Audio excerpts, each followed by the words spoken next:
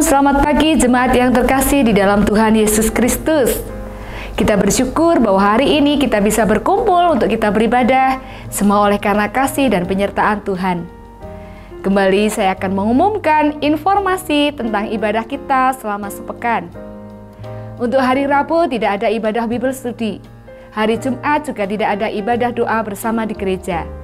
Namun, ada ibadah kenaikan Tuhan Yesus Kristus yang kita laksanakan pada hari Kamis, pada pukul 8 pagi. Mari kami menghimbau bagi jemaat-jemaat di cabang untuk bisa hadir bersama-sama untuk kita mengadakan ibadah kenaikan Tuhan Yesus Kristus. Kemudian pada hari Minggu pagi pada pukul 7 ada ibadah sekolah minggu. Dan dilanjutkan pada pukul 8:30 pagi ada ibadah raya. Demikian informasi yang dapat saya sampaikan. Terima kasih, selamat beribadah, Tuhan Yesus memberkati. Shalom. Shalom. Ada sukacita Bapak Ibu? Amin. Puji nama Tuhan. Kita datang ke tempat ini, kita memberikan kemuliaan bagi nama Tuhan. Kita menyerahkan kehidupan kita. Kita mau katakan bahwa Engkau adalah Allah yang layak kami puji. Engkau adalah Allah yang layak kami sembah.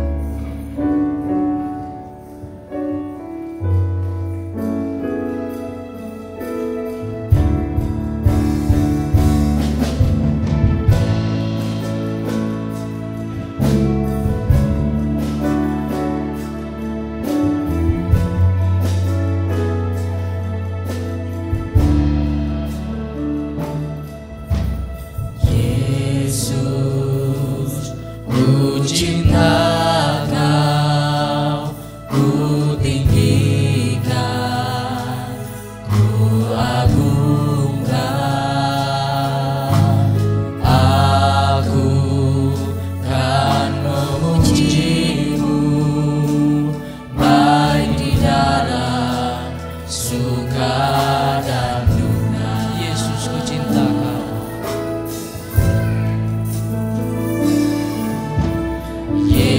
Yesus, ku cinta Kau, ku tinggikan, ku agungkan. Aku kan memuji-Mu, baik di dalam suka dan duka, sebab Kau layak terima pujian, sebab Kau layak terima pujian, sebab Kau layak ku agungkan. Yesus, Raja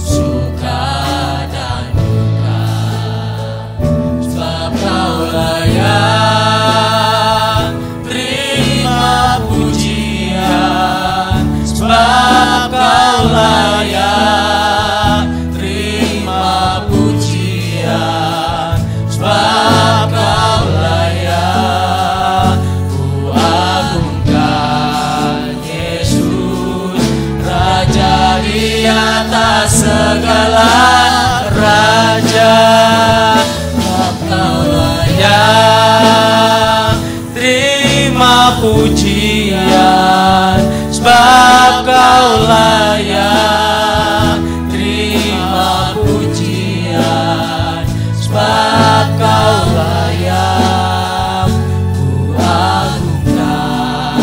Yesus, Raja di atas segala raja.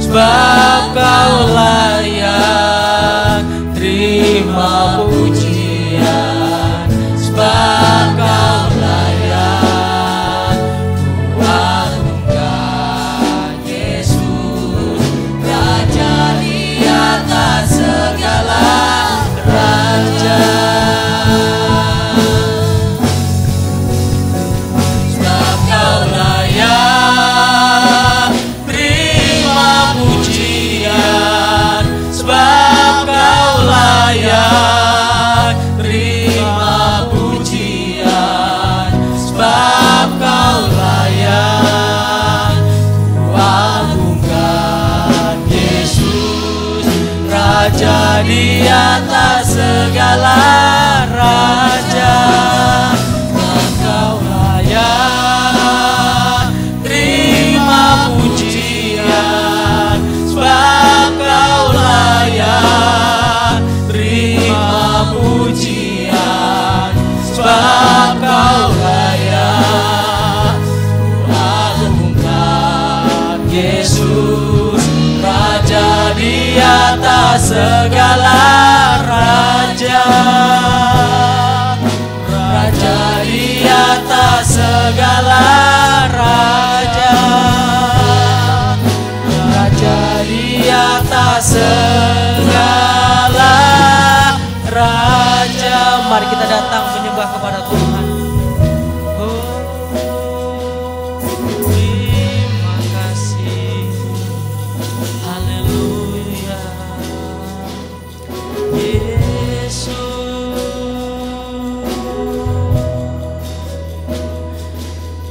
Haleluya.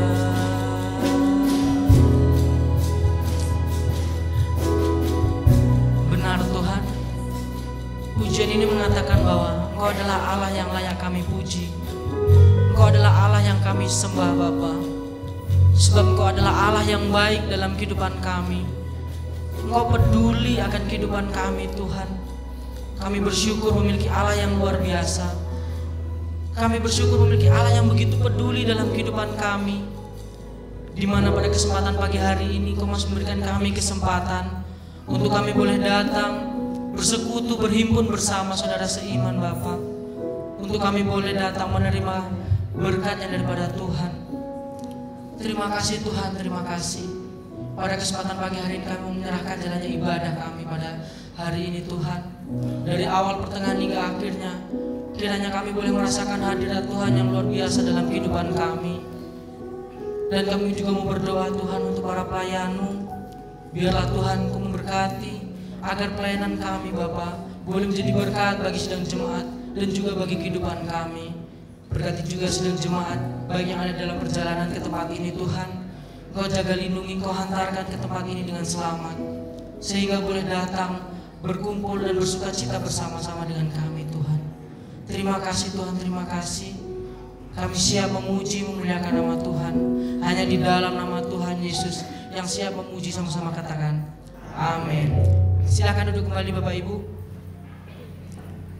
Puji nama Tuhan. Bapak Ibu percaya bahwa kuasa Tuhan hadir di tempat ini. Amin. Karena Bapak Ibu percaya, berarti kita penuh dengan sukacita. Amin. Kita siap memuji Tuhan. Amin. Mari kita angkat pujian. Tuhan Allah di tengah kita.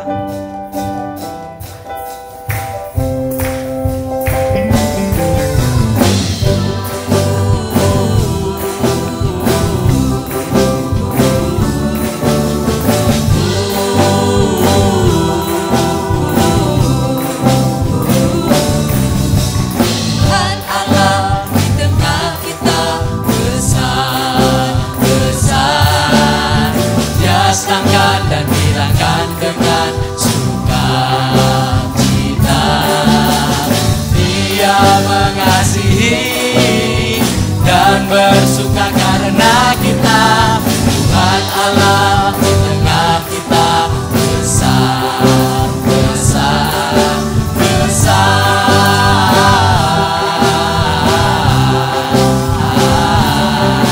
besar.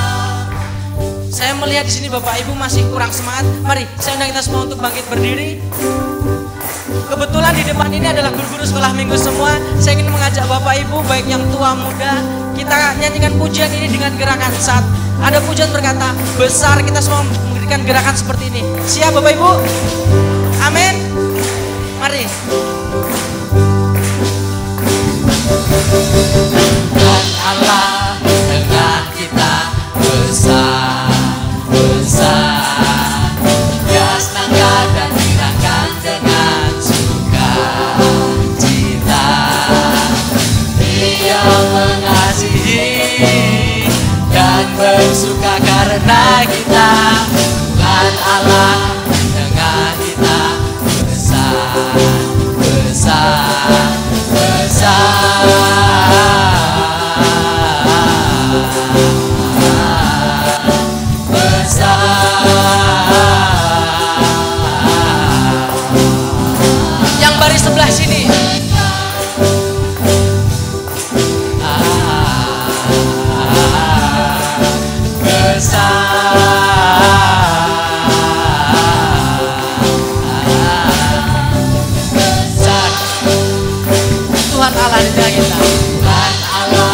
tengah silahkan. Kita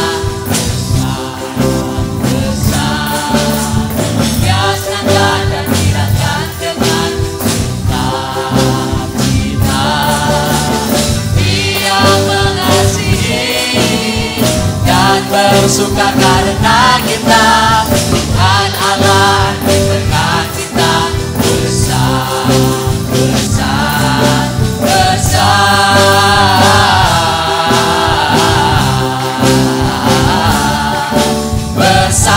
Gantian yang baris sebelah sini.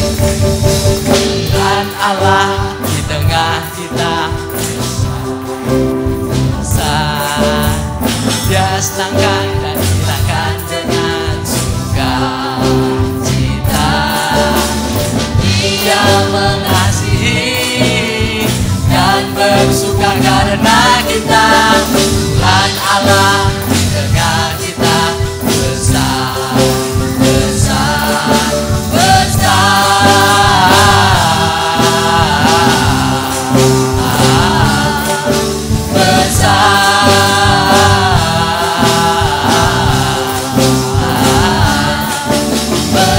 Semuanya. Tuhan Allah di tengah kita besar, besar. Dia senangkan dan girakan dengan sukacita. Dia mengasihi dan bersuka karena kita.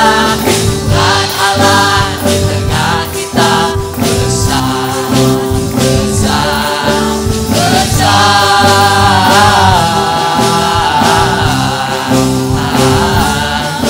besar,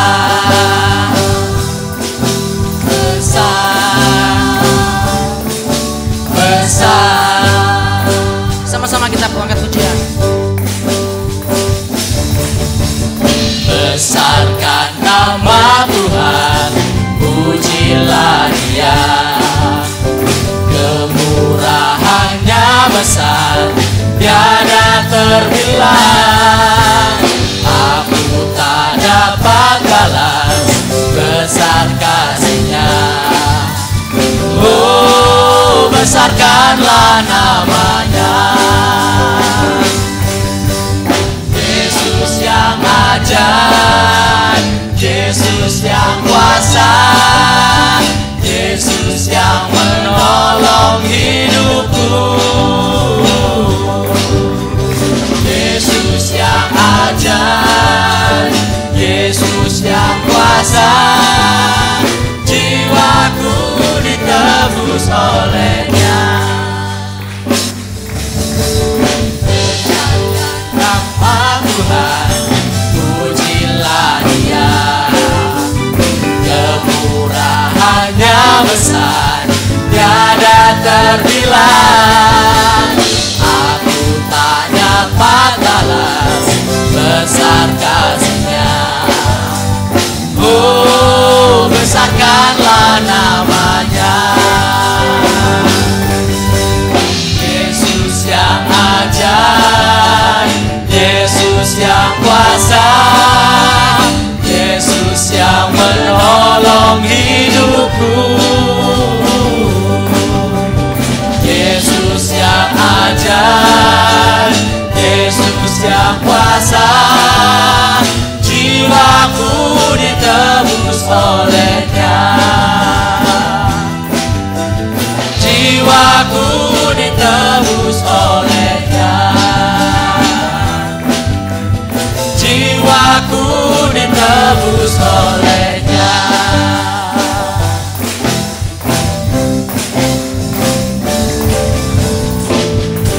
Silakan duduk kembali Bapak Ibu. Puji nama Tuhan, pada kesempatan pagi hari ini kita akan mendengarkan persembahan pujian dari kuartet. Waktu dan tempat saya diserahkan.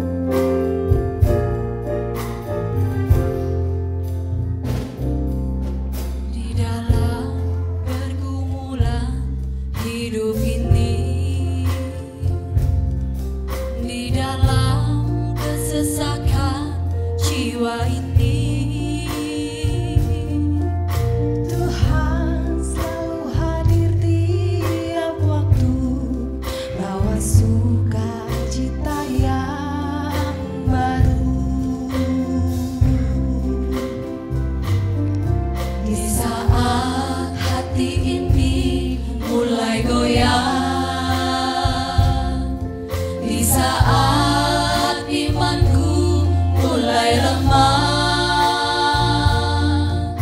Engkau selalu datang setiap saat bersama kasih-Mu yang ajaib.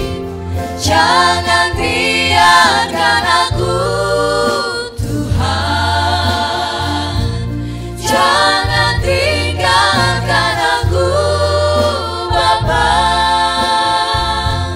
sebab aku tak akan sanggup hidup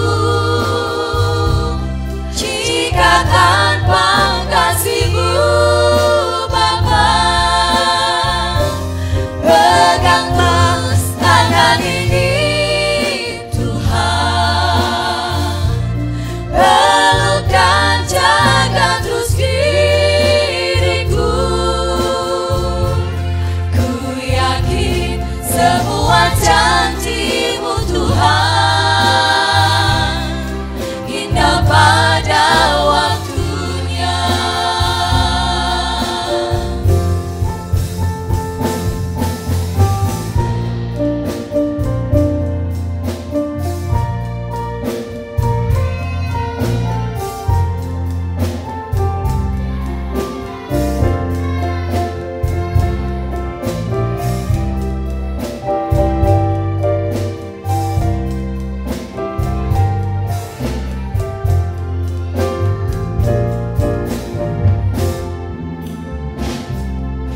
Di saat hati ini mulai goyang,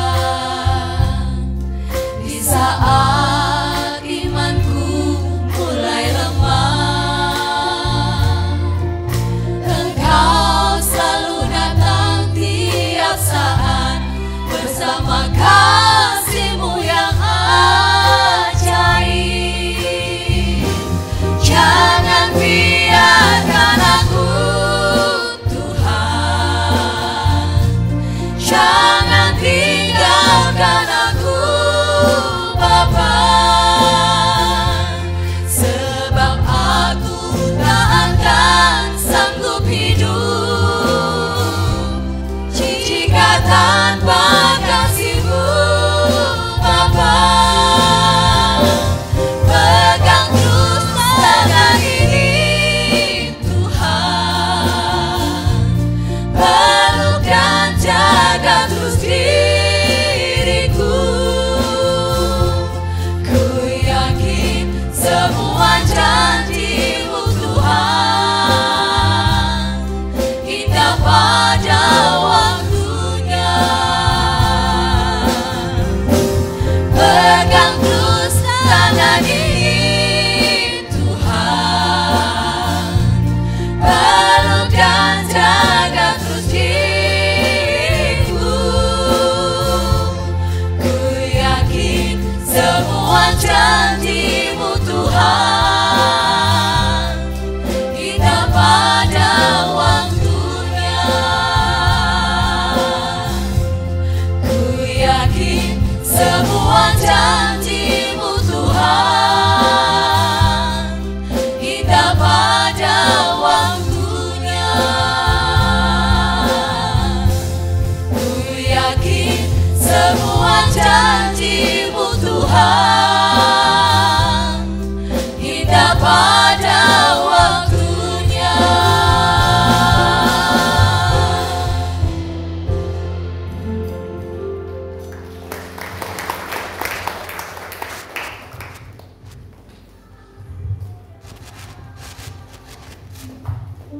Puji nama Tuhan, kita sudah mendengarkan pujian yang sangat memberkati kehidupan kita.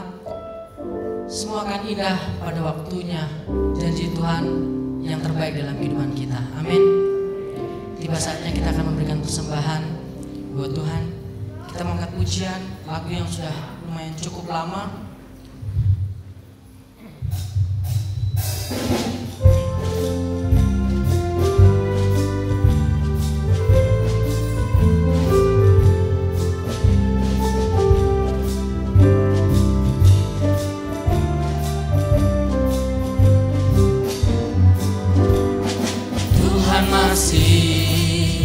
bekerja di saat ini. Biarpun waktu mau menjelang petang hari, sebelum tiba waktu malam di mana tiada seorang dapat bekerja. Gunakanlah waktu yang masih tersisa, jangan lalai dan menyia-nyiakannya.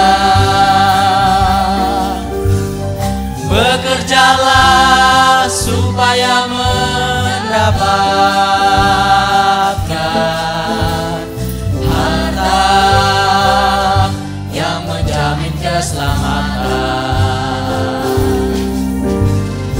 Hari rembang petang, kerjalah selama hari masih siang.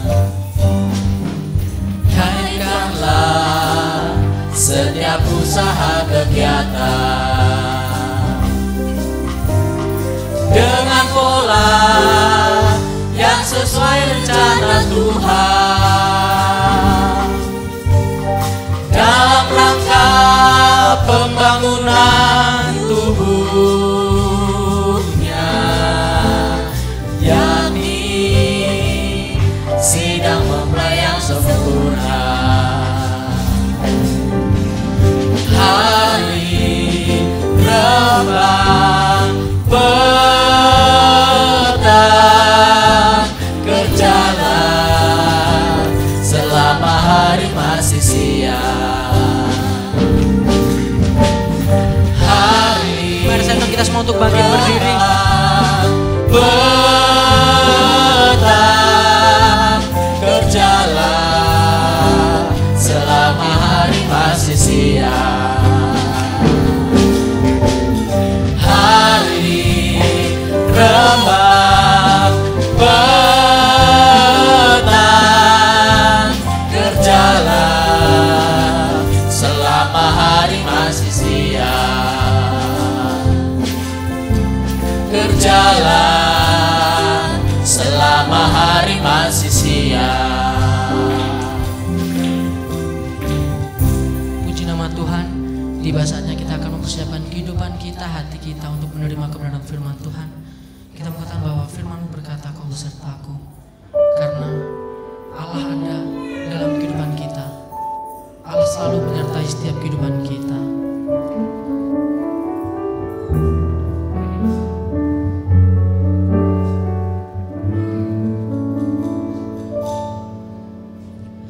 Firman-Mu berkata kau besertaku, maka kuat roh dan jiwaku. Tangan-Mu Tuhan selalu ku nantikan, di setiap langkah ku percaya.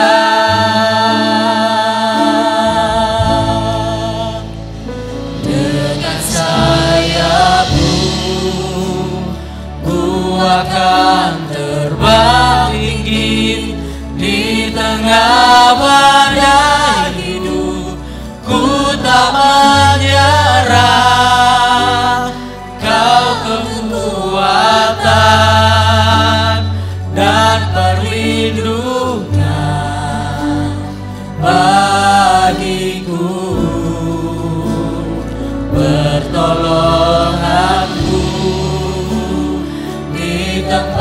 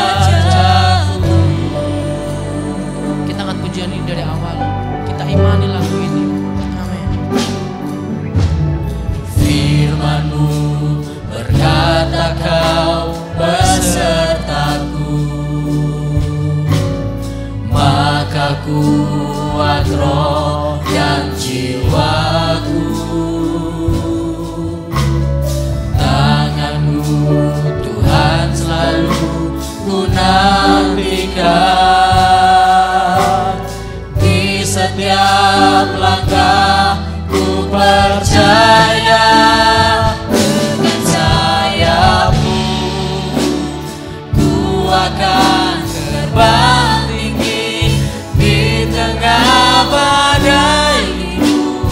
Ku tak menyerah, Kau kekuatan dan perlindungan bagiku.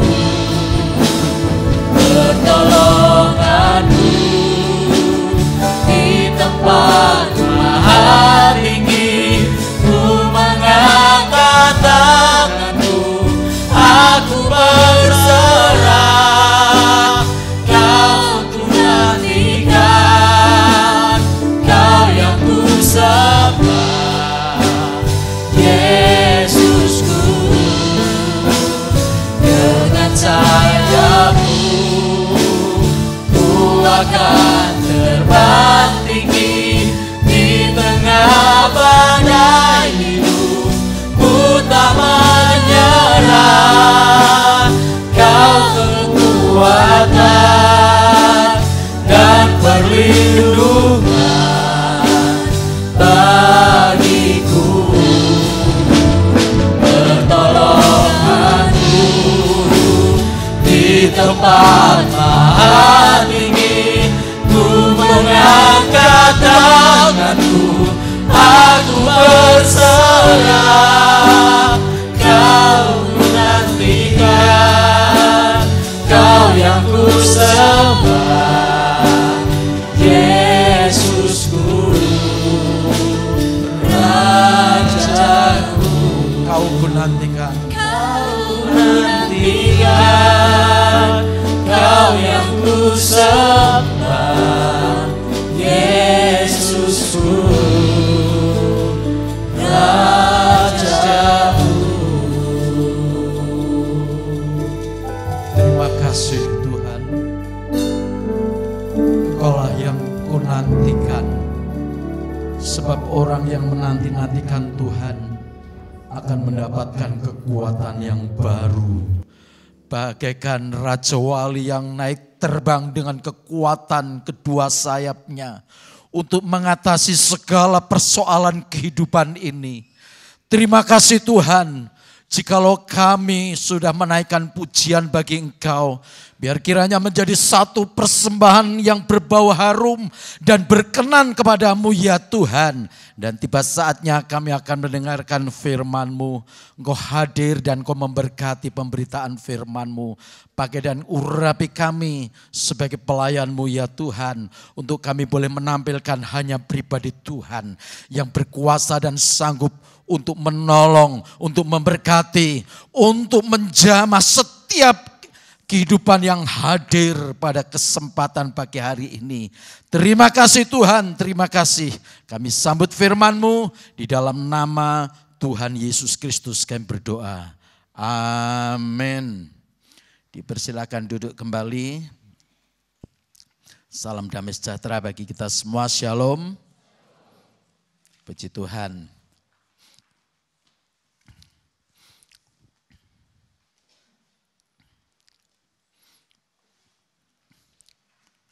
Ya, firman Tuhan bertemakan tunduk, ya, tunduk. Ya. Satu kata yang sederhana, tetapi ini tidak sesederhana dengan kata yang kita perkatakan. Ya, sebab berbicara tunduk ini berarti menyerah. Kepada siapa kita tunduk?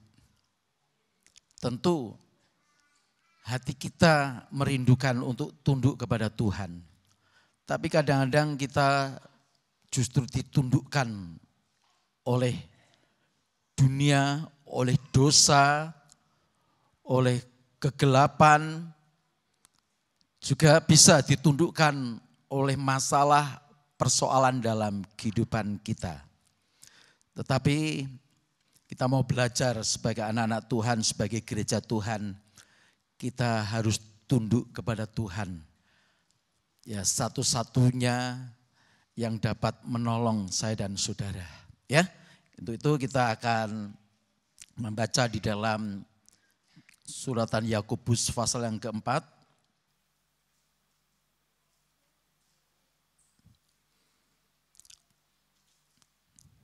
Yakobus pasal yang keempat, ayat yang ke-7.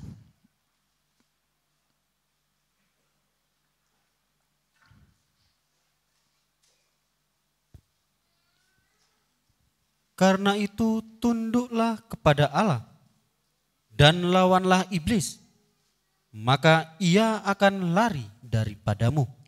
Ya, karena itu tunduklah kepada Allah dan lawanlah iblis, maka ia akan lari daripadamu. Kita bisa tunduk kepada Allah, tapi juga manusia bisa tunduk kepada iblis. Kalau kita tunduk kepada iblis, berarti kita menjadi musuh Tuhan. Tapi sebaliknya, kalau kita mau tunduk kepada Allah, maka kita ada kekuatan, ada kemampuan untuk bisa melawan iblis. Jadi cara untuk melawan iblis tidak bisa tidak, kita harus mau tunduk kepada Tuhan. Kata tunduk ini dalam bahasa Yunani atau bahasa aslinya itu ya hupotasso. Hupotasso itu artinya menempatkan diri lebih rendah. Ya. Hupotasso itu artinya menempatkan diri lebih rendah, kemudian mematuhi, mentaati dan menyerahkan diri. Ya, itu arti daripada kata hupotasso atau tunduk, menempatkan diri lebih rendah. Jadi kalau setiap kita mau menempatkan diri lebih rendah dari otoritas Tuhan, di situ ada kekuatan, ada power untuk kita bisa melawan musuh kita. Ya, musuh kita yang terutama adalah iblis, yang sudah pernah menjatuhkan manusia, Adam dan Hawa di Taman Eden. Ya, jadi hupotasso itu juga artinya mematuhi. Arti kita tunduk kepada Allah berarti kita ini ada sikap mematuhi dan mentaati. Ya, itu pengertian daripada tunduk. Kemudian juga kita menyerahkan diri kepada Tuhan. Ya, kalau ini ada di dalam kehidupan saya dan saudara sebagai anak-anak Tuhan, di mana ada rasa tunduk kita kepada Tuhan dalam pengertian kita bisa menempatkan diri lebih rendah di bawah otoritas Tuhan. Ada kuasa yang akan menyertai saya dan saudara. Dan kita mau mematuhi, mentaati perintah Tuhan. Itu arti tunduk. Dan kita akan menyerahkan diri kepada Tuhan.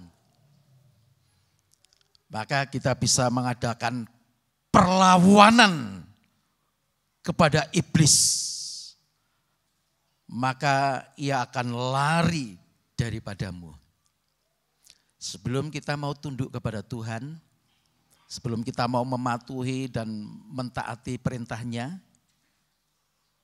iblis tetap akan bercokol, terus akan bercokol.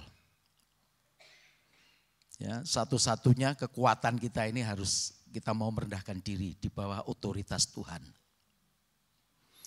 Ya, dalam Kisah Rasul ada satu cerita.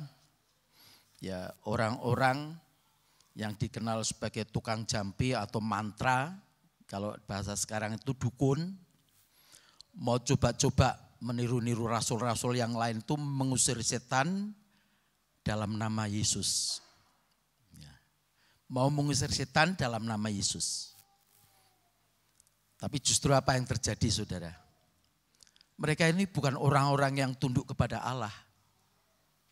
Mereka itu bersekutu dengan iblis. Tidak mungkin iblis melawan iblis. Tidak mungkin. Ya, iblis bisa dilawan hanya oleh karena kuasa Tuhan. Kegelapan hanya bisa dilawan dengan terang. Ya, coba kita lihat Kisah Rasul 19.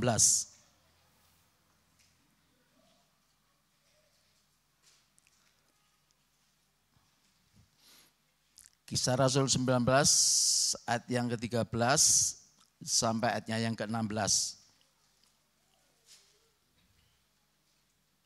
Anak-anak Skewa, juga beberapa tukang jampi Yahudi yang berjalan keliling di negeri itu, mencoba menyebut nama Tuhan Yesus atas mereka yang kerasukan roh jahat dengan berseru, katanya, "Aku menyumpai kamu demi nama Yesus yang diberitakan oleh Paulus." Mereka melakukan hal itu. Ialah 7 orang anak dari seorang imam kepala Yahudi yang bernama Skewa. Tetapi roh jahat itu menjawab, "Yesus aku kenal, dan Paulus aku ketahui. Tetapi kamu, siapakah kamu?" Dan orang yang dirasuk roh jahat itu menerpa mereka dan menggagahi mereka semua dan mengalahkannya. Sehingga mereka lari dari rumah orang itu dengan telanjang dan luka-luka. Ini 7 anak Skewa, ya.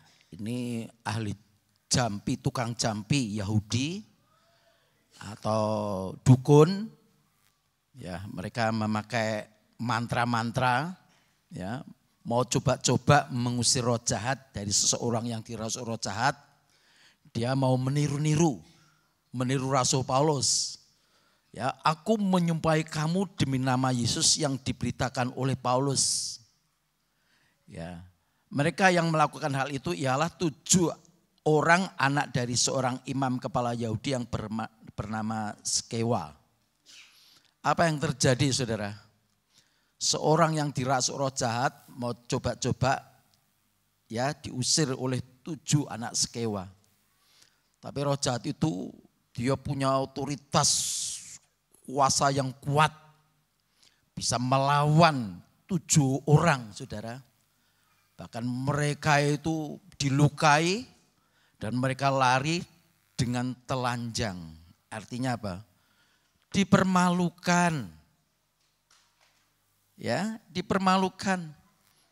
Ini gambaran orang-orang yang tidak tunduk kepada Tuhan, tidak tunduk kepada otoritas Tuhan, tidak mematuhi firman Tuhan, mau coba-coba melawan iblis, mau mengusir iblis, justru sebaliknya dipermalukan sampai mereka luka-luka.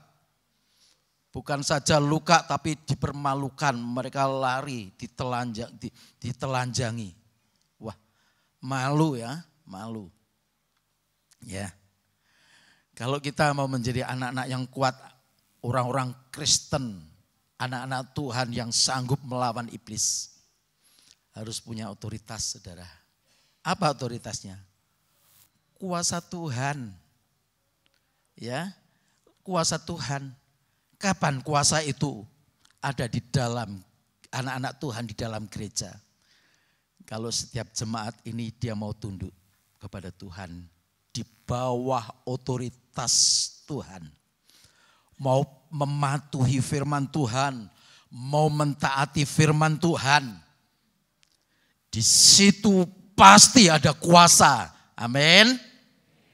Ya, tentu kita semua mau menang atas iblis, karena iblis itu menggoda kita, selalu menggoda. Ya. Pernah Tuhan Yesus mengusir roh jahat, orang yang bisu, ya, diusir roh jahat itu sehingga dia bisa berkata-kata. Orang-orang Yahudi berkata, dia mengusir setan dengan penghulu setan. Apa jawab Yesus? Mana mungkin setan dilawan oleh setan. Ya, kalau kerajaan itu terpecah-pecah, runtuhlah kerajaan itu. Jadi iblis itu merupakan kerajaan, saudara. Punya kekuatan, punya otoritas, punya wewenang, ya, dan tidak mungkin iblis melawan iblis, ya. Coba kita lihat ini ya dalam Injil Matius pasal ke-12.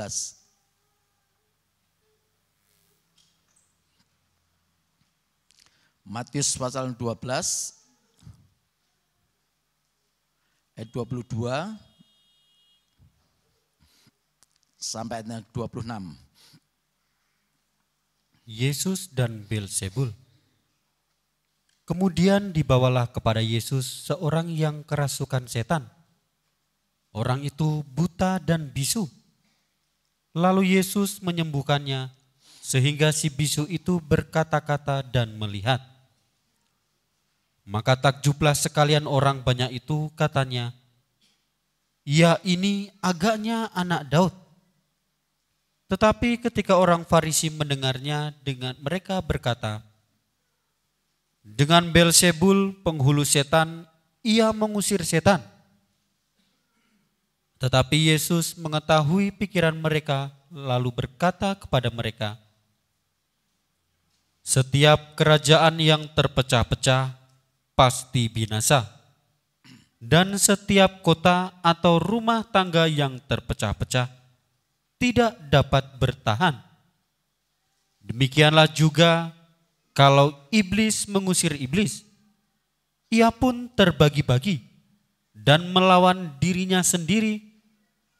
Bagaimanakah kerajaannya dapat bertahan?" Ya, Tuhan Yesus menyebutkan bahwa kuasa iblis itu bagaikan kerajaan.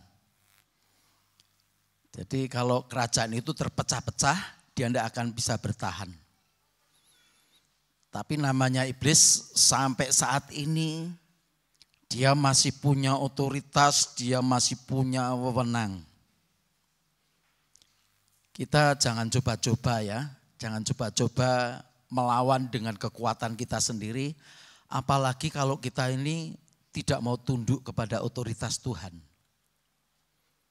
Ya, bukannya kita mengalahkan, justru dikalahkan. Ya. Orang-orang Farisi mengatakan Yesus mengusir setan itu dengan penghulu setan yang disebut Beelzebul. Itu penghulu setan. Jadi kepalanya setan, penghulu setan atau kepalanya setan. Ya. Tapi apa dijawab Tuhan? Setiap kerajaan yang terpecah-pecah pasti binasa, dan setiap kota atau rumah tangga yang terpecah-pecah tidak dapat bertahan. Kerajaan, kota, ya itu yang lebih paling kecil lagi, yang paling kecil disebutkan rumah tangga. Ya, disebutkan rumah tangga. Jadi kerajaan itu luas, itu bicara negara. Kota, ya itu satu daerah, satu lokasi, bagian daripada negara itu. Ya, tapi rumah tangga itu adalah persekutuan yang paling kecil. Ya, ini mendapatkan perhatian Tuhan, berbicara tentang rumah tangga. Maka setiap kehidupan rumah tangga dimulai dari suami sebagai kepala keluarga, istri dan anak-anak. Kalau di situ ada menantu, kemudian cucu, sampai ada cicit, ya, buyut, ya. Ini Bapak Gembala sudah punya buyut, ya. Itu bicara rumah tangga. Tidak boleh terpecah-pecah, karena itu tidak akan bisa bertahan. Ya. Nah, tidak mungkin iblis itu melawan dirinya sendiri. Begitupun juga dalam keluarga. Kalau sesama anggota keluarga itu melawan satu dengan yang lain, pasti akan hancur. Dimulai mungkin anak melawan orang tua. Ya. Kemudian anak sesama anak bermusuhan. Tidak pernah rukun, tidak pernah damai. Pasti di situ akan hancur. Begitupun juga apalagi berbicara tentang suami dan istri. Ya. Itulah sebabnya kita harus tetap menjadi orang-orang yang tunduk, ya. Hupotaso, menempatkan diri lebih rendah dari otoritas Tuhan. Mari kita mau mematuhi dan mentaati, dan kita bisa menyerahkan diri kita kepada Tuhan. Di situ ada kekuatan, terutama di dalam kehidupan nikah, di dalam kehidupan keluarga rumah tangga. Ya, tadi kita menyanyikan nyanyian yang cukup lama, ya, bekerja selama hari masih siang. Begitu saya mendengarkan dan kalimat-kalimat dalam syair ini, saya teringat beberapa puluh tahun yang lalu di mana pengajaran mempelai ya diberitakan di tempat ini, di gereja ini. Ya, kalau mungkin orang bertanya, masihkah pengajaran ini ya tetap eksis di tempat ini? Kalau saya secara pribadi, saya tetap eksis. Ya, kalaupun saya sempat misalnya ibadah di tempat gereja lain di luar kota, tapi saya tetap eksis dalam pengajaran. Karena ini pengajaran yang akan menjadikan Kristen itu bukan sekedar menjadi orang Kristen, sudah cukup diberkati, cukup menerima mujizat, cukup, tidak. Sebab kita akan dibentuk menjadi satu tubuh Kristus, tubuh yang sempurna. Ya, kita harus pertahankan pengajaran ini, saudara. Ini yang memberkati gereja kita di tempat ini. Ya, mudah-mudahan nanti penerus daripada gembala di tempat ini, siapapun yang Tuhan tunjuk, tetap meneruskan pengajaran ini. Ini yang menjadi harapan saya, ya. Mari kita lihat sekarang, ya, 1 Petrus pasal yang kelima.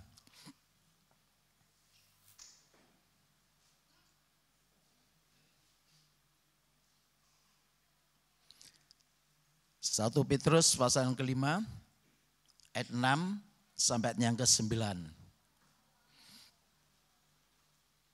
Karena itu rendahkanlah dirimu di bawah tangan Tuhan yang kuat, supaya kamu ditinggikannya pada waktunya.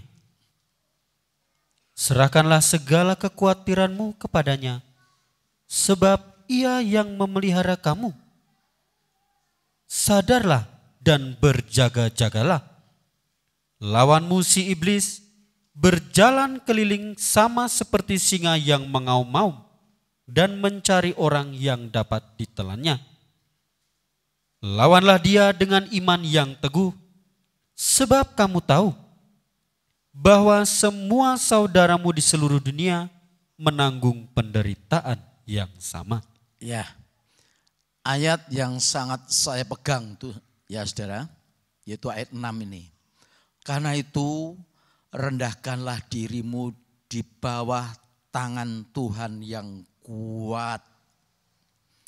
Memang kalau kita mau menempatkan diri kita lebih rendah di bawah otoritas Tuhan, di bawah otoritas tangan, bagaikan tangan Tuhan yang kuat, sepertinya itu kita ditekan. Mau berbuat ini tidak bisa, mau begini tidak bisa, mau begitu tidak bisa. Sepertinya enggak bebas, saudara. Tapi ingat, itu adalah kekuatan, saudara. Sekaligus itu adalah perlindungan. Di bawah tangan Tuhan yang kuat, ya, supaya kamu ditinggikannya pada waktunya. Ada waktu. Kita anak-anak Tuhan nanti ditinggikan.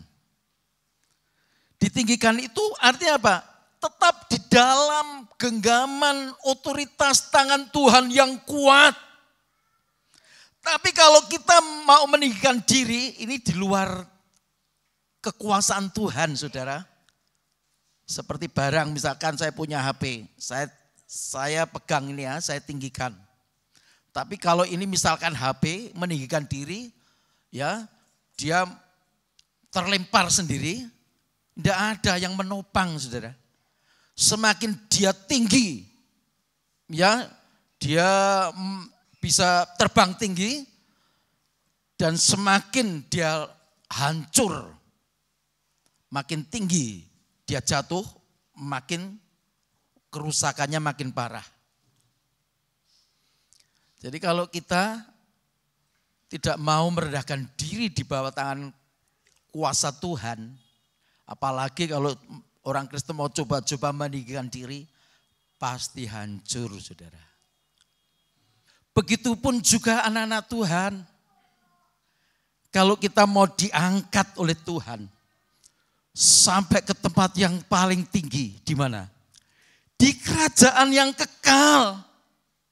Kita harus mau merendahkan diri, tunduk di bawah otoritas Tuhan.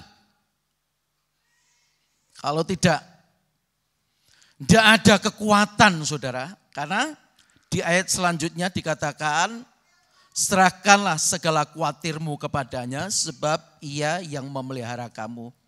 Kalau saudara hidup dalam kekhawatiran, ada masalah dan saudara tidak mampu untuk mengatasi atau ya menghadapi masalah itu. Ini tempat yang paling tepat. Ya, merendahkan diri di bawah otoritas Tuhan.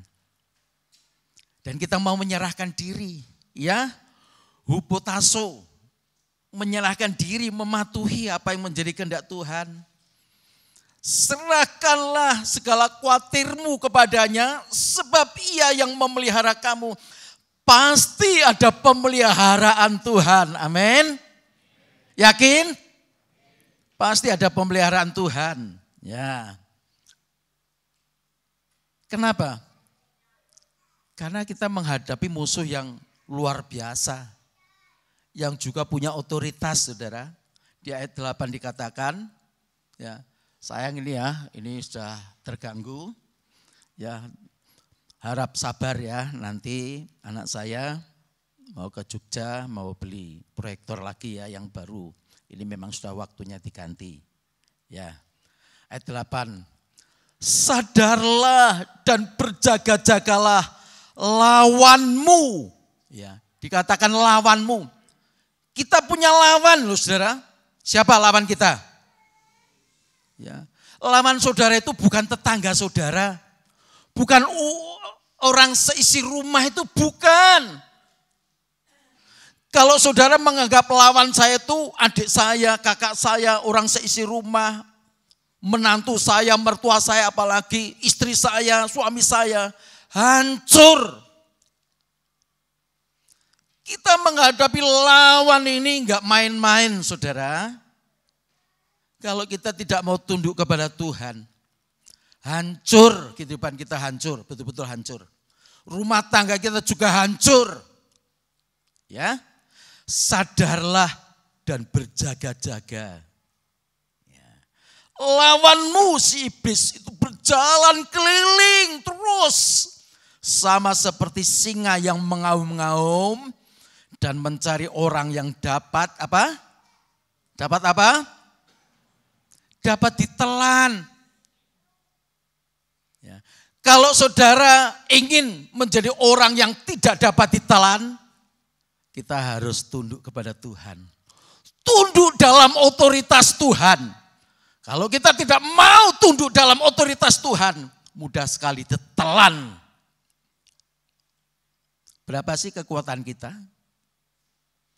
dibandingkan dengan kekuatan iblis? Iblis itu punya kerajaan, punya otoritas.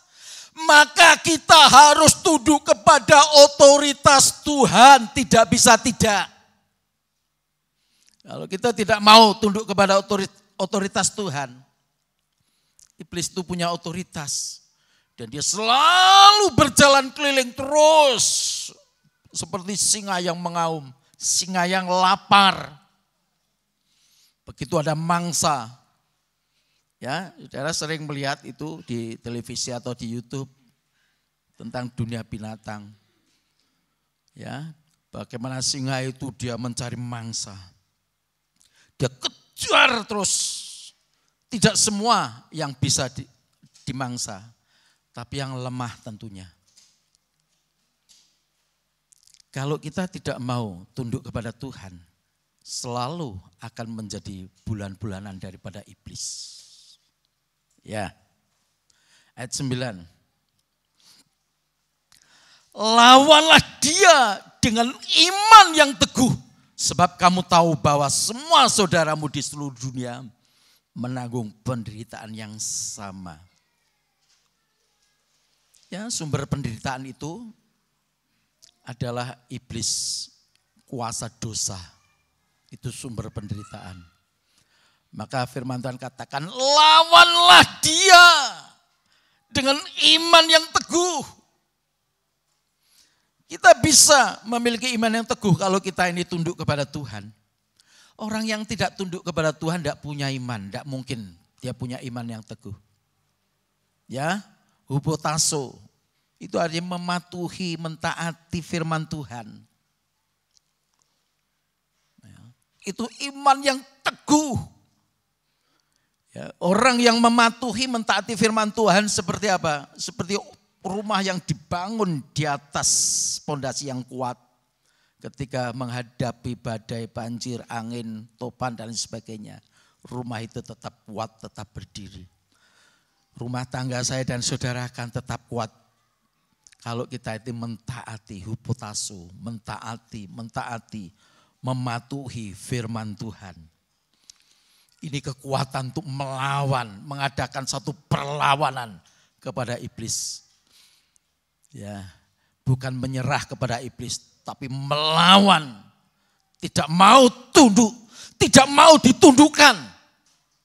Ya, kita harus punya prinsip, saya tidak mau tunduk kepada iblis, saya tidak mau ditundukkan kepada iblis.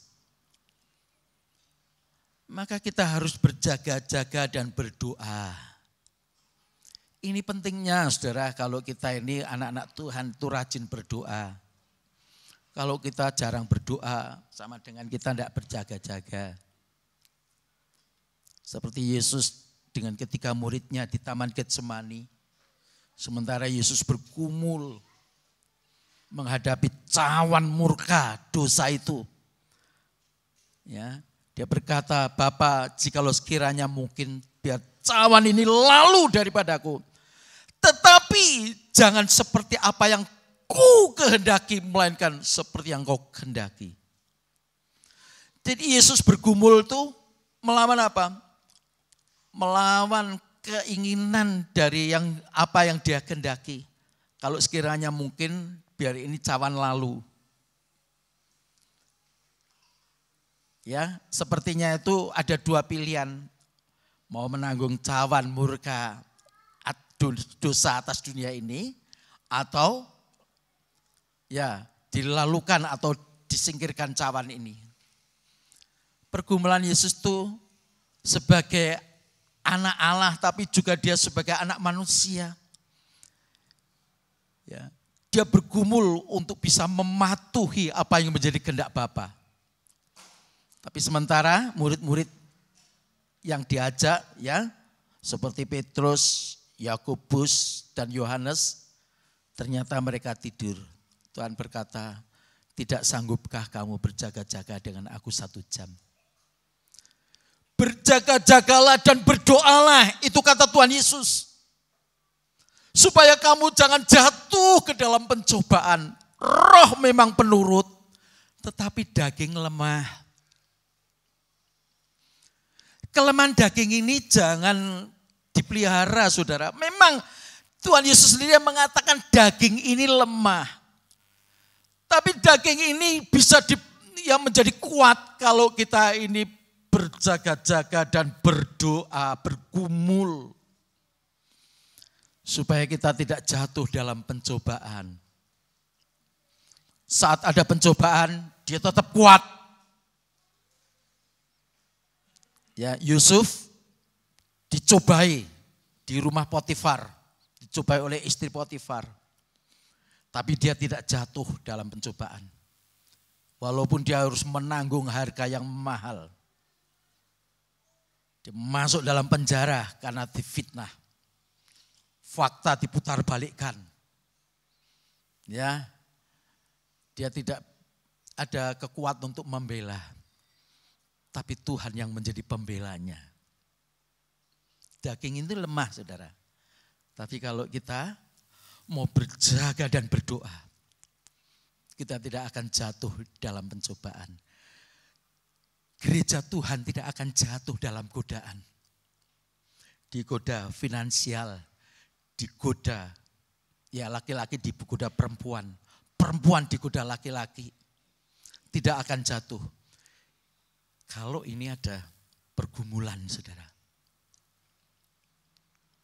Yesus pergumulannya untuk apa? Untuk dia patuh mengikuti kehendak Bapa. Apa kehendak Bapa? Dia harus mati di kayu salib. Nah, pergumulan saya dan saudara apa? Pergumulannya. Kita juga harus bergumul. Ini loh, melawan daging yang lemah.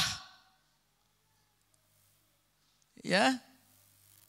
Kalau kita tidak mau bergumul, ini ditelan menjadi mangsa daripada iblis yang bagaikan singa yang lapar. Pergumulan ini, saudara, ini juga merupakan wujud. Ini kita menundukkan diri. Tunduk kepada otoritas kuasa Tuhan. Ya, jangan sekali-kali kita menganggap bahwa kita ini kuat, mampu. Saya paling takut kalau saya sudah merasa diri itu bisa, mampu, diberkati. Justru itulah saat-saat yang paling rawan untuk manusia itu akan jatuh, saudara. Ya, ini diingat, saudara. Ya, firman Tuhan sendiri mengatakan, kalau seseorang mengatakan dirinya itu dia tegak berdiri, hati-hati supaya dia jangan jatuh. Kalau dia mengatakan dia tegak berdiri, teguh, hati-hati supaya dia jangan jatuh. Kan Tuhan Yesus sendiri sudah mengatakan daging ini lemah, daging ini lemah. Ya, dan daging ini, wah ini sangat menjadi incaran daripada singa. Ya. Kalau saudara ingin menjadi orang yang tidak bisa ditelan, mari kita bergumul. Gereja Tuhan harus terus bergumul, terus bergumul. Ya. Nah, bicara tentang tunduk, saudara. Berarti tunduk ini kan kepada otoritas yang di atas. Anak-anak muda harus tunduk kepada orang yang tua. Ya. Kita sebagai warga masyarakat, kita juga harus tunduk kepada pemerintah yang sah. Itu ajaran firman Tuhan, saudara. Dan istri itu digambarkan gereja Tuhan. Dia juga harus tunduk kepada suami. Ya. Tapi dimulai dari anak-anak muda, tunduklah kepada orang-orang yang tua. Bukan saja orang tua secara ya yang melahirkan, orang tua, ayah atau ibu yang melahirkan. Tapi orang-orang yang lebih tua, melihat orang lebih tua, dia harus bisa menghormati, tunduk. Nah, itu ajaran firman Tuhan. Ya, anak sekarang dengan orang-orang yang lebih tua itu kurang ajar, banyak anak kurang ajarnya. Tidak menghormati, tidak menghargai karena merasa apa? Merasa diri lebih pandai, lebih berpengalaman. Ya, orang tua dianggap gaptek. Ya. Apa itu gaptek? Gagap teknologi. Ya, merasa dirinya itu lebih berpengalaman, ya, berpengalaman secara ya teknologi mutakhir ini, sehingga kadang-kadang ya tidak menghargai, merasa diri lebih. Itu tidak boleh. Sikap tunduk ini penting sekali saudara. Sebab kalau kita tidak punya sikap tunduk, bagaimana mungkin kita bisa menang atas kuasa iblis? Tidak bisa. Begitupun juga warga masyarakat harus tunduk kepada lembaga pemerintah. Ya, seorang hamba tunduk kepada Tuhan. Saya sebagai seorang majikan, kalau ada karyawan yang tidak tunduk kepada saya, tentu saya tidak senang. Dan saya punya hak, saya punya otoritas untuk bisa bertindak, entah dikeluarkan atau diskors. Ya, beberapa hari kemarin terjadi ada masalah dalam pekerjaan. Semakin banyak karyawan, semakin kompleks dengan persoalan, saudara.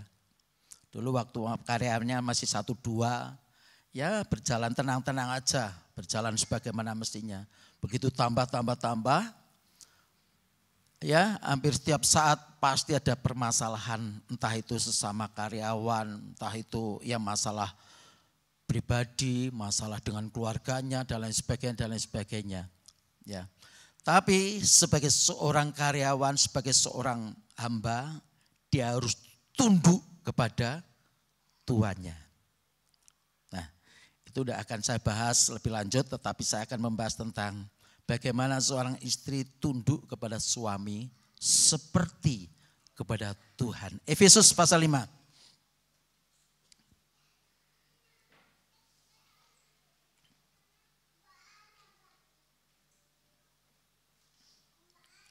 Ayat 22 sampai 24.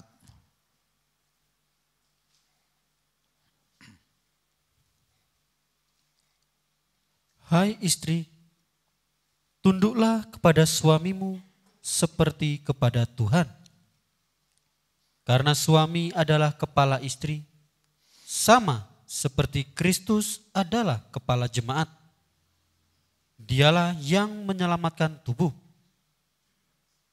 Karena itu sebagaimana jemaat tunduk kepada Kristus, demikian jugalah istri kepada suami dalam segala sesuatu. Ya. Jadi tunduknya seorang istri kepada suami itu bukan semata-mata karena ya lembaga manusianya.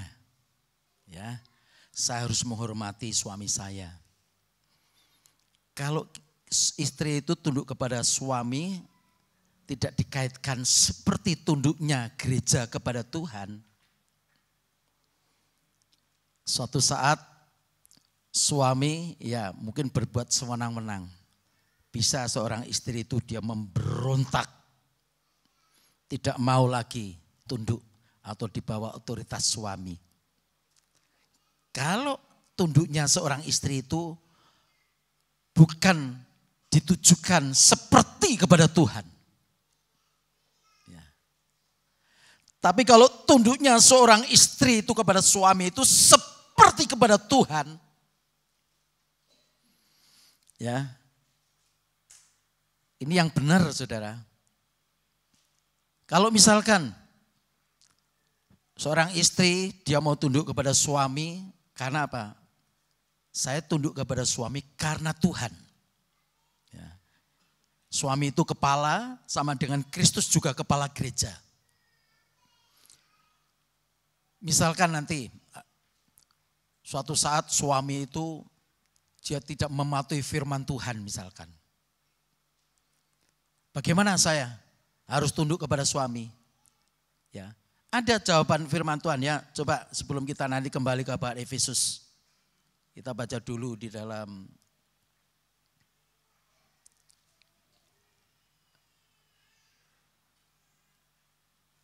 Satu Petrus 3 ayat 1. Yang pertama, 1 Petrus 3. Ayat 1 dan 2. Demikian juga kamu, hai istri-istri, tunduklah kepada suamimu, supaya jika ada di antara mereka yang tidak taat kepada firman, mereka juga tanpa perkataan dimenangkan oleh kelakuan istrinya. Ayat 2. Jika mereka melihat bagaimana murni dan salehnya hidup istri mereka itu. Iya. Nah ini tunduknya istri kepada suami, kalau misalkan suami itu tidak mematuhi firman Tuhan. Misalkan mungkin berbuat sewenang-wenang, bahkan melanggar firman Tuhan. Sampai mungkin terjadi sesuatu kekacauan mungkin dalam keluarga rumah tangga. Bagaimana sikap seorang istri? Ya, jika ada di antara mereka yang tidak taat kepada firman, mereka juga tanpa perkataan. Ya, istri-istri tanpa perkataan loh ini saudara. Tapi biasanya istri gimana? Kalau terjadi sesuatu masalah dalam keluarga. Gimana istri? Wah, dari A sampai Z.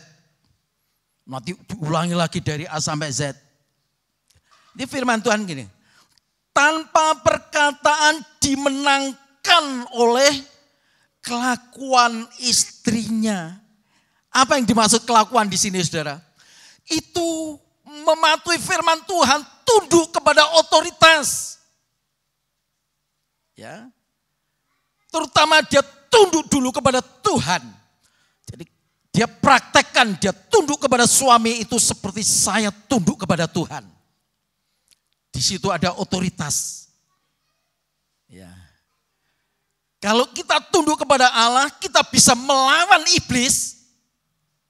Tapi jangan dianggap kalau nanti istri tunduk kepada suami, wah saya melawan suami saya iblis. Bukan loh ya. Ya, jangan loh ya. Saya tidak mengajar begitu. Kalau kita tunduk kepada Allah bisa melawan iblis, apalagi menghadapi suami. Suamimu itu bukan iblis. Benar istri? Jangan loh katakan, wah bojoku koyo setan. Pernah enggak dengar gitu suami-suami? Loh, suamimu itu bukan iblis loh, bukan setan. Loh, senjata istri itu apa? Tunduk kepada Tuhan. Kalau nanti ada terjadi sesuatu tanpa perkataan, dimenangkan oleh kelakuan istrinya. Jika mereka melihat bagaimana murni dan salehnya hidup istri mereka itu. Ketika suami melihat bagaimana murni, bagaimana kudusnya hidup seorang istri di hadapan Tuhan. Karena dia mau tunduk, mau mematuhi firman Tuhan. Itu senjata yang ampuh saudara. Senjata yang ampuh.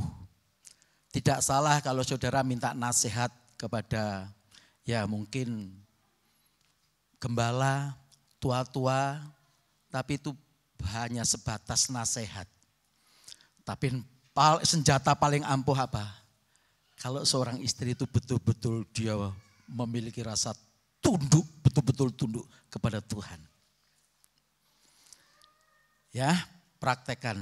Itu senjata yang paling jitu, paling ampuh. Saya tidak akan pernah memberikan teori-teori yang lain kecuali apa? Seorang istri itu betul-betul tunduk kepada Tuhan. Kalaupun dia tunduk kepada suami karena Tuhan. Ya, kembali ya Efesus lagi. Ya, kembali kepada Efesus 5 tadi.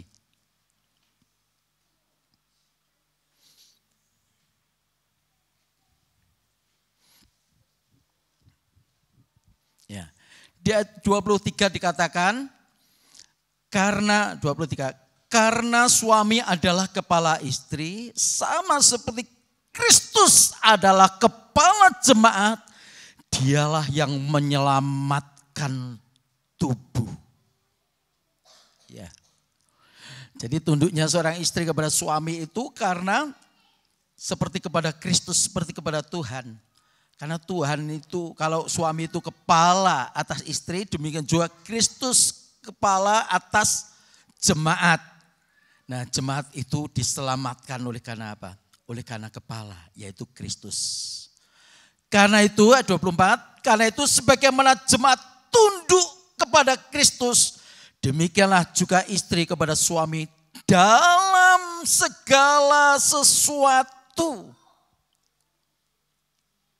Ya, memang ini ajaran orang Kristen itu ajaran yang unik ya saudara. Dikatakan istri tunduk kepada suami itu dalam segala sesuatu. Ya, dalam segala sesuatu, apapun dalam segala hal. Ya, wah lah bagaimana kalau saya anaknya manut ya. Maaf saudara ya, bicara tunduk dan manut ya atau menuruti itu ada perbedaan loh saudara. Jangan asal wah tunduk itu berarti itu manut terus, mau disesatkan, mau dijebloskan, mau masuk lubang, masuk bahaya manut, bukan begitu saudara. Ya, ini jangan disalah artikan. Ya, kono rasa nang gereja manut, nah itu bukan tunduk kepada Tuhan itu namanya. Ya, istri itu harus bijaksana. Bagaimana caranya? Ya. Nah, di sini dikatakan ya demikian juga istri tunduk kepada suami dalam segala sesuatu. Artinya apa? Segala keputusan itu harus ada di tangan suami. Ya. Istri saya dan anak saya tidak pernah memutuskan segala sesuatu kecuali bisnis ya. Bisnis, karena bisnis ini sudah banyak diurusi oleh istri saya.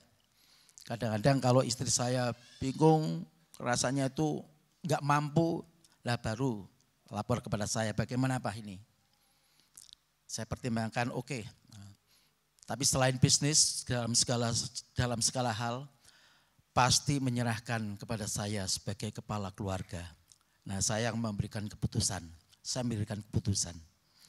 Begitupun juga dalam gereja ya. Gembala sebagai otoritas tertinggi di bawah Kristus sebagai kepala gereja. Yang memutuskan, yang punya otoritas memutuskan. Itulah sebabnya dalam segala hal kita tidak boleh memutuskan dengan keputusan kita sendiri, tetapi harus ya seizin, ya sepengetahuan gembala. Ya, karena di sini katakan, ya istri itu harus tunduk kepada suami dalam segala hal. Nah, saya tidak semata-mata ya mendidik supaya istri itu secara jasmani ya, istri dan suami. Tapi saya akan tekankan bicara tentang istri ini bicara jemaat. Nah, bicara jemaat itu kita semua secara keseluruhan. Ya. Bagaimana kita nanti akan menjadi tubuh Kristus dalam satu penyatuan. Kalau kita ini tidak dimulai dari sikap hidup kita ini yang mau tunduk, yang mau merendahkan diri, yang mau mematuhi, mentaati firman Tuhan. Bagaimana mungkin kita bisa akan masuk dalam satu penyatuan tubuh Kristus.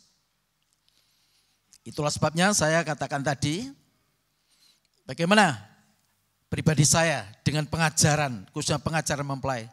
Saya secara pribadi tetap eksis. Dan saya tetap berpegang. Karena ini kita akan masuk dalam pembentukan tubuh Kristus menjadi gereja yang sempurna. Nah, dimulai dari apa? Dimulai dari sikap kita semua. Baik wanita, pria, tua, muda, semua yang ada. Kita memandang Kristus sebagai kepala. Sebagai kepala gereja. Dia yang punya otoritas. Maka kita tidak harus tunduk kepada keputusan Kristus sebagai kepala gereja. Karena dia yang menyelamatkan tubuh. Kalau kita tidak mau menempatkan diri sebagai jemaat yang dikepalai oleh Kristus, pasti, saya katakan pasti, menjadi mangsa daripada iblis.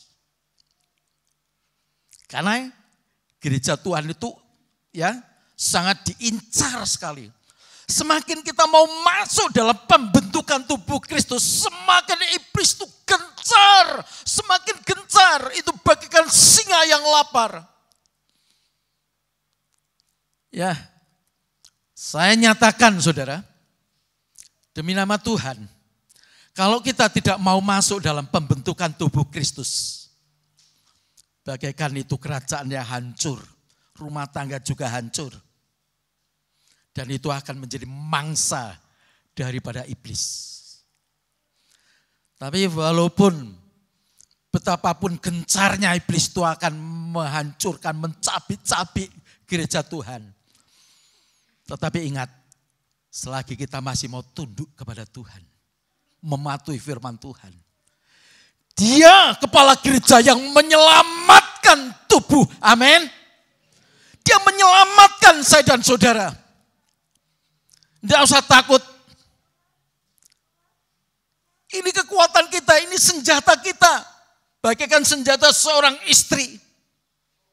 Ketika suaminya mungkin tidak mematuhi firman Tuhan. Begitupun juga jemaat. Punya kekuatan, punya senjata. Di mana kekuatan kita? Di bawah otoritas tangan Tuhan yang kuat. Tidak ada tempat yang lebih aman, tidak ada tempat yang bisa menjanjikan kita selamat. Kecuali kita mau tunduk merendahkan diri. Ada saatnya Tuhan akan mengangkat. Tuhan akan menyelamatkan kita sebagai tubuhnya. Amin. Mari pemain musik maju. Kita akan nyanyikan ya. Mataku tertuju padamu. Sebab hidupku diserahkan. Bimbing aku untuk masuk rencanamu Tuhan. Kita harus masuk, betul-betul masuk dalam rencana Tuhan. Yaitu apa? Pembentukan tubuh Kristus yang sempurna.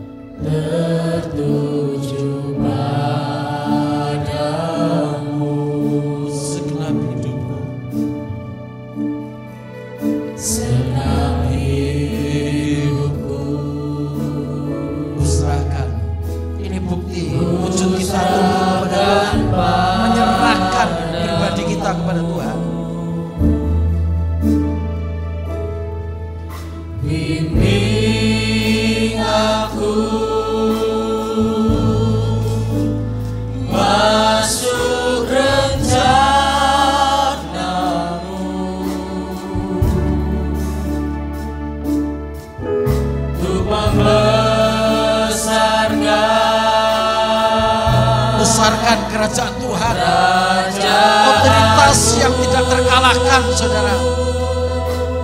Mari kita ikuti rencana Tuhan. Mau mengikuti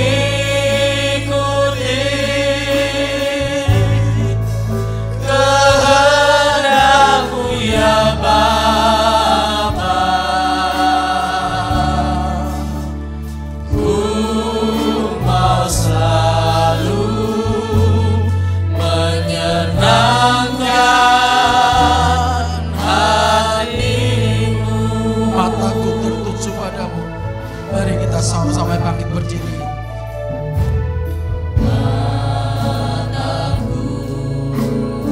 Lihat, pandang kepada Tuhan. Dia yang pun memiliki kekuatan dan kuasa. Segenap hidupku serahkan kehidupan kita, saudara. ku serahkan padamu. Bimbing aku masuk rencana-Mu.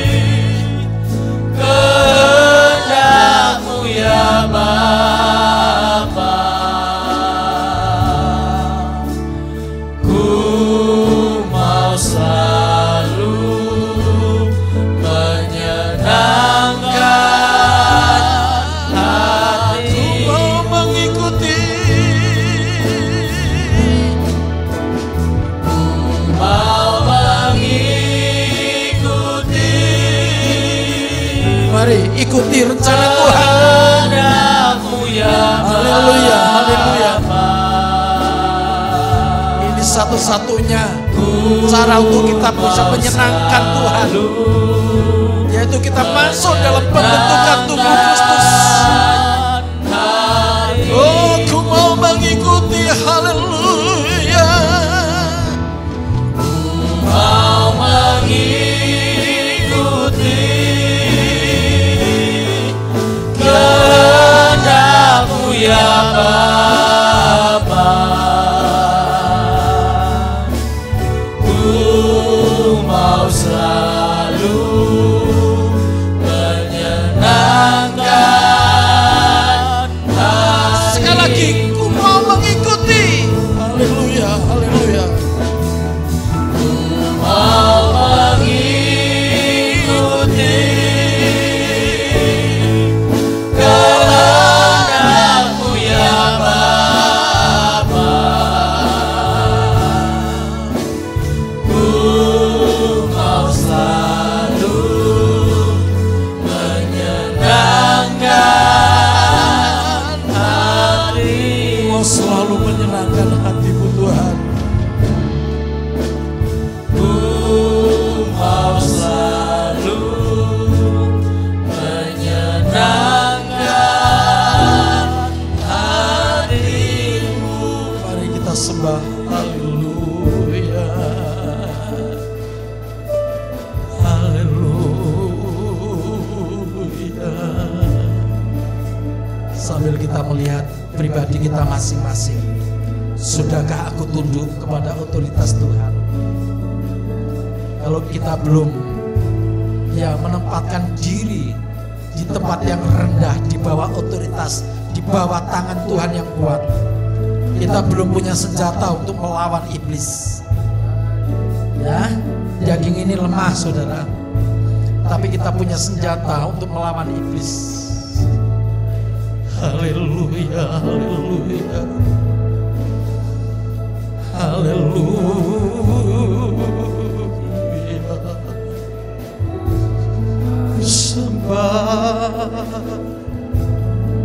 haleluya.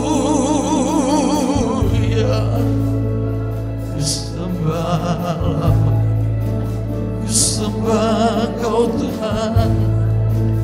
Haleluya, haleluya. Gloria a Dios.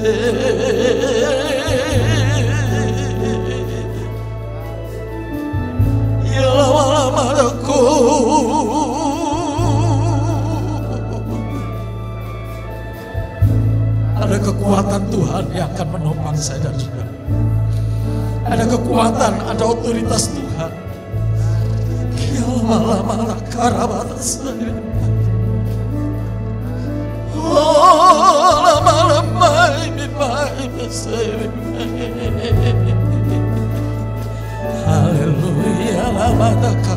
saya karamata.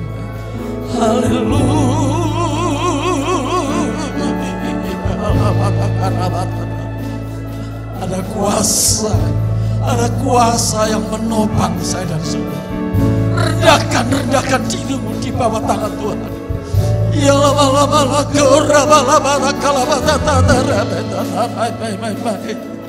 Haleluya, lama-lama karamata sebe.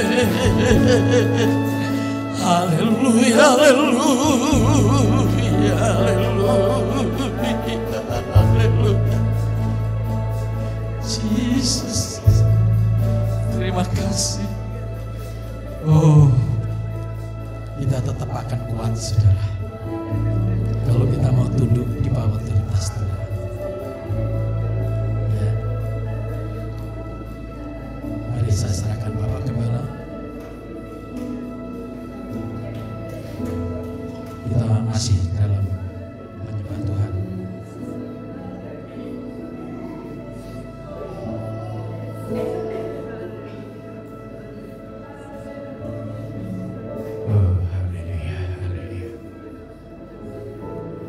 Haleluya, haleluya.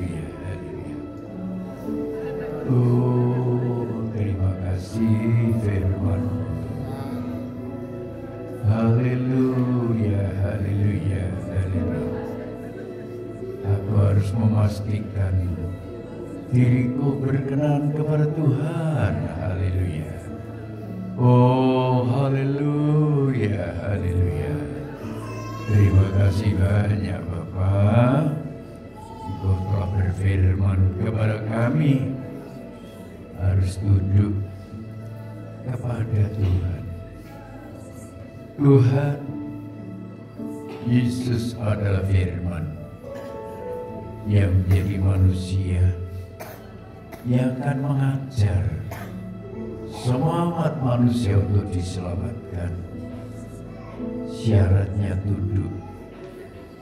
Apakah Yesus tunduk kepada Bapa? Tunduk. Bukan kehendakku yang jadi, melainkan jadilah kehendak-Mu. Seringkali kami bertentangan dalam hidup karena kami tidak menunjukkan sikap tunduk kepada Tuhan. Dimulai tunduk kepada yang mengajar. Yesus adalah mengajar para murid untuk tunduk kepada guru. Tapi guru sudah berikan teladan tunduk kepada yang memerintahkannya. Sampai rela mati di atas kayu salib.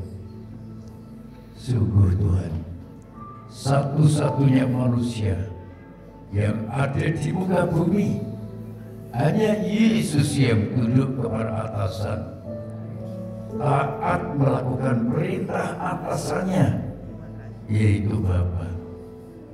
Demikian juga kami tidak mungkin menjadi guru atau pemimpin, ditaati, dihormati oleh yang kami pimpin. Termasuk tidak mungkin anak-anak kami hormat kepada kami, istriku hormat kepada kami, kalau aku tidak menunjukkan sikap tunduk kepada Tuhan, tunduk kepada firman Allah. Arti tunduk kepada atasan, melakukan perintah. Pergi, datang, kerjakan, semua dilaksanakan. Bagaimana mungkin kami seorang pemimpin rumah tangga, sebagai suami, tidak taat kepada Tuhan yang sudah berikan contoh dan teladan? Bagaimana mungkin anak istriku akan tunduk kepadaku? Itulah contoh konkret. Oleh sebab itu, ya Tuhan, ajarkan kami sebagai suami tunduk kepada Tuhan, taat atas perintahnya. Jangan sampai kami berbantah dengan dalih alasan apapun. Hanya satu, taat. Bawalah anakmu yang tunggal yang kamu kasih menjadi korban obaran. Di tempat yang kami tunjukkan, Abraham tunduk dan taat. Orang yang tidak taat karena tidak tunduk kepada Tuhan, selalu berbantah, selalu melawan kepada yang memerintahkannya. Bapa, tujuanmu datang ke dalam dunia supaya manusia yang dibentuk menurut rupa dan gambar Tuhan, taat, tunduk kepada yang membentuknya. Pada hari ini kami disadarkan, kalau rumah tangga kami masih terpecah-pecah, sikap tunduk tidak ada. Kalau istriku melawan diriku, berarti aku tidak tunduk kepada Tuhan, tidak taat kepada Tuhan. Anak-anakku melawan orang tua belum berikan teladan kepada anak-anak. Demikian kepada jemaat, kalau aku sudah berikan teladan yang baik, jemaat tidak taat, tidak tunduk, mereka akan berhadapan dengan pribadi Tuhan yang mempunyai firman. Terima kasih banyak Bapak, firman-Mu pada pagi hari ini membangun pengertian iman rohani kami, supaya kami sungguh-sungguh kepada Tuhan. Kedatangan-Mu sudah sangat dekat, kami percaya ini. Jangan sampai kami bersikap tidak hormat, tidak tunduk. Enggak, kami bukan miliknya Tuhan. Berkati saudara Timotius yang kami lihat taat tunduk selalu atas perintah atasan. Karena tentu melihat kami juga tunduk atas perintah atasanku. Tuhan berkati rumah tangganya. Berkati pelayanan Kecuelo Tuhan. Yang tidak punya motif apa-apa kecuali hanya sikap taat dan tunduk kepada perintah. Berkati jemaatmu semua. Saudara Aan yang menderita sakit, tolong cepat sembuhkan Tuhan. Terima kasih banyak Bapak. Saudara Nunung dan Rus keluarga tidak datang. Ada urusan keluarga pernikahan adiknya. Dia ada di Purbalingga. Mereka ibadah di sana, berkatilah ya Tuhan. Terima kasih. Kalau dia tidak datang, dia izin, kiranya mereka minta izin kepada Tuhan. Walaupun punya sikap tidak hormat kepada atasan, semoga mereka hormat langsung kepada Tuhan. Terima kasih banyak Bapak. Angkat tangan. Saudara-saudara yang dikasihi Tuhan, turunlah ke rumah masing-masing. Turunlah kita berkat damai sejahtera dari Allah Bapa, cinta kasih sayang dan kemurahan Sang Putra persekutuan Allah Rohul Kudus menyertai saudara, melindungi saudara, menjaga saudara, memberkati saudara dari sekarang, besok, bahkan sampai selama-lamanya hingga hari Maranatha dalam nama Tuhan Yesus Kristus. Berdoa. Semua kita katakan